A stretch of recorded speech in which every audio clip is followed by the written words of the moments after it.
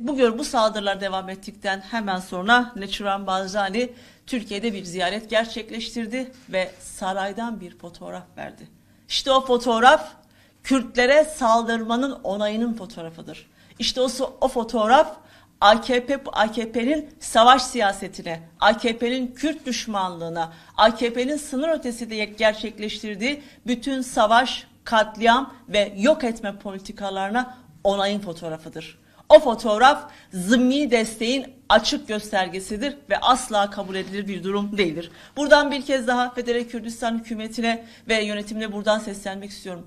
Kürt tavrınızı AKP'nin savaş siyasetinden yana değil, tavrınızı AKP'nin Kürtlere yönelik düşman siyasetinden değil, tavrınızı Kürt halkının geleceğinden, Kürt halkının kazanımlarından, Kürt halkının barışından yana kullanın ve böyle kullanmaya da devam edin. Tabii değerli basın emekçileri, AKP iktidarının